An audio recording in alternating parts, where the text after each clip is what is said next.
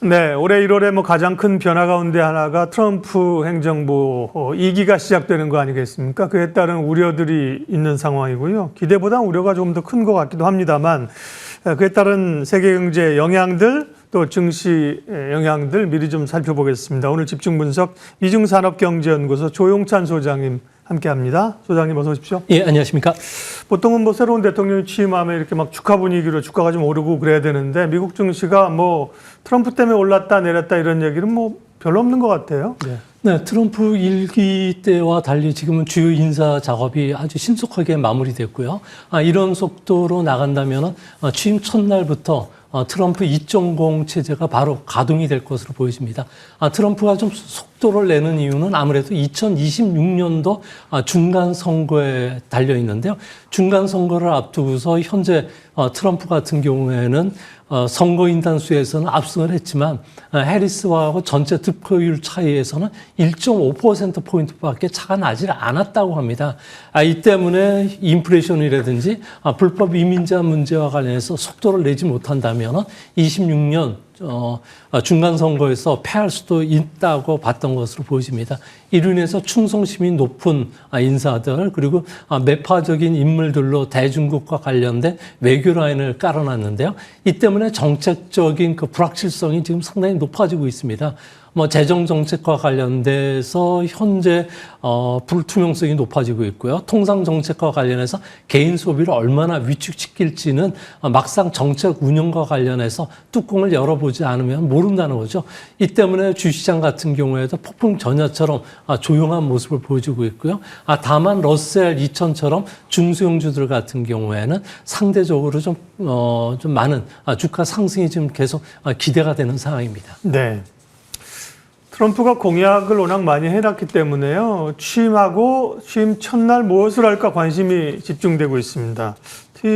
취임 첫날 아마 트위터를 하겠죠. X 지금 예전에 트위터에다가 트위터 정치를 X 정치를 좀 하게 할 텐데 공약해놓은 사항들이 좀 있습니다. 어떤 걸 먼저 할까요? 네, 아무래도 트럼프 같은 경우는 헤드라인 리스크라 그러죠.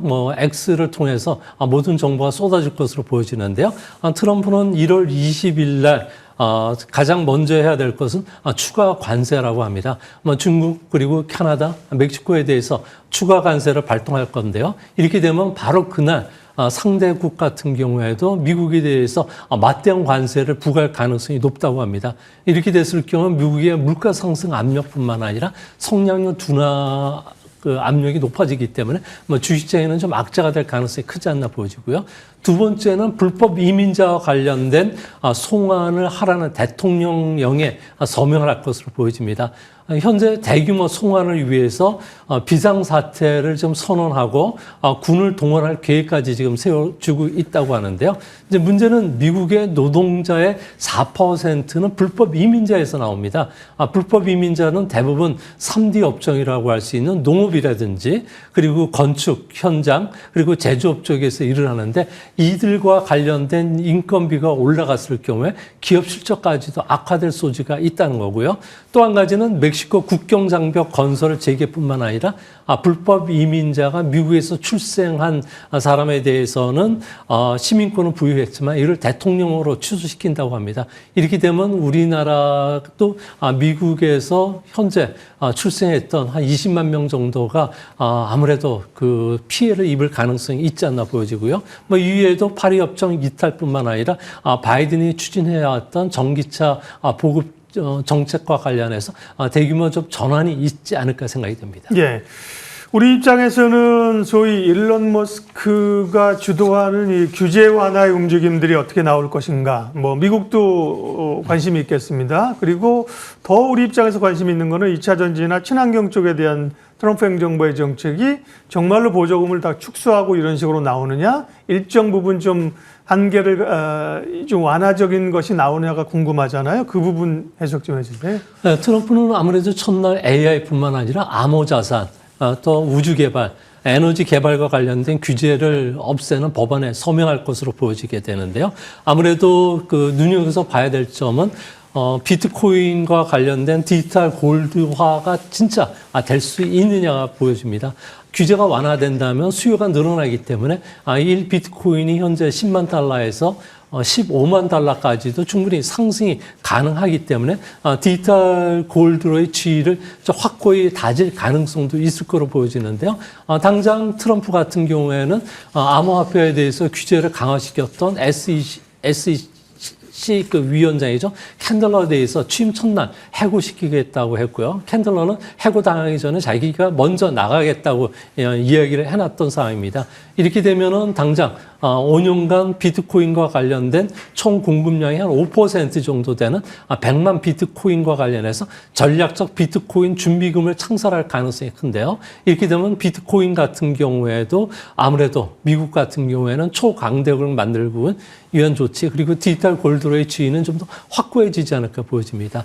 또 한 가지는 트럼프 같은 경우는 18개월 내 석유라든지 천연가스와 관련된 생산량을 늘려가지고 가격을 반가격까지 낮추겠다고 이야기를 했기 때문에 이거와 관련해서는 트럼프 입장에서는 CO2 배출 감소뿐만 아니라 생산 감소와 관련된 규제를 다 철폐시킬 가능성이 크고요. 다만 그 현재 트럼프 같은 경우에도 전기 자동차와 관련된 여러 가지 혜택들과 관련해서는 바이든이 한 그 10년간 3,500억 달러를 투자를 하기로 했는데 이거와 관련해서 일순간에 다 없애기는 상당히 어려울 것으로 보여집니다. 이 자금의 80%가 공화당이 집권하고 있는 주에 많이 흘러가고 있기 때문에 그런데요. 이 때문에 규제가 하루아침에 없어지는 게 아니라 단계별로 처리가 되지 않을까 생각이 됩니다. 네. 세계에서 가장 영향력 있는 국가의 대통령이 바뀌니까 여러 변화가 있습니다. 그리고 이제 중국에 대해서 정말 초반에 얼마나 강세 모드를 갈 것이냐, 중국이 그에 어떻게 대응할 것이냐가 굉장히 중요한 글로벌한 이슈잖아요. 미국과 중국 전문가이시니까 그 부분 좀 예측해 주세요. 네, 트럼프는 대중국 관련된 규제를 하나둘 지금 준비를 하고 있는데요. 당장 그 관세뿐만 아니라 첨단 기술 규제죠. 뭐 AI뿐만 아니라 양자 컴퓨터, 우주, 테크놀로지, 바이오까지도 포함시킬 것으로 보여지고요. 중국인 불법 이민자에 대한 그 추방 뿐만 아니라 미국인들의 스마트폰 그 해킹과 관련해서 아마 제재 강도를 상당히 높이지 않을까 보여집니다.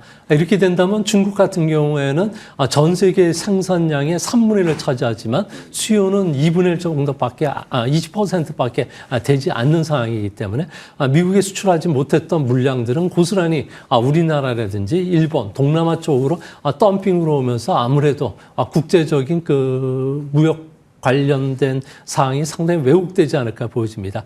중국 같은 경우에는 현재 심각한 고령화뿐만 아니라 인구 감소 또 공급 과잉 문제에 시달리고 있기 때문에 중국은 미국의 규제 강화로 인해서 성장률이 1에서 한 2%포인트 정도 떨어질 가능성이 큰데요.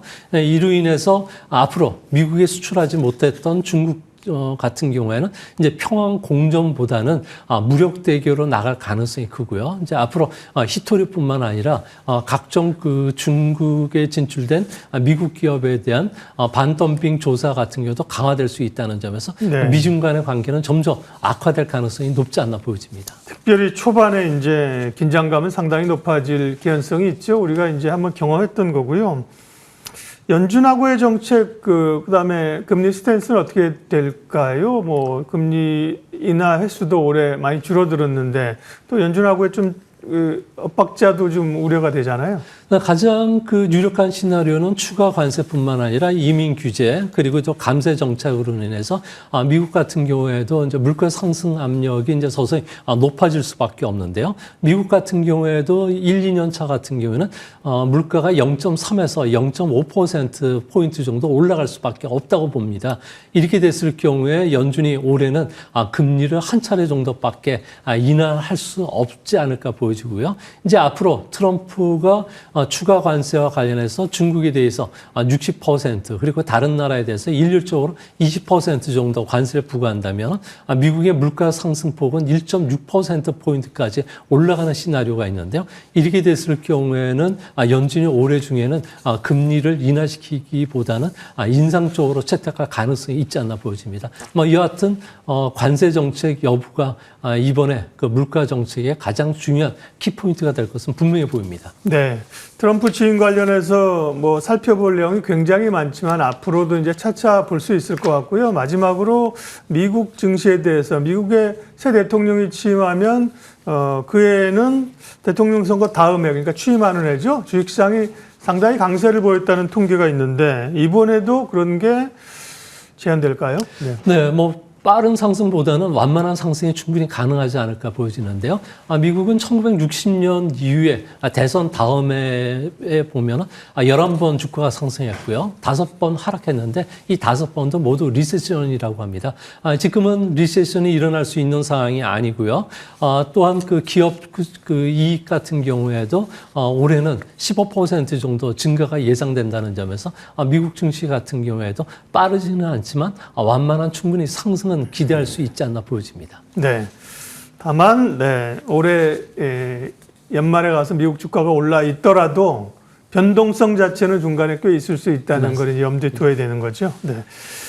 예, 집중 분석 미중산업경제연구소 조영찬 소장님 함께 했습니다. 고맙습니다.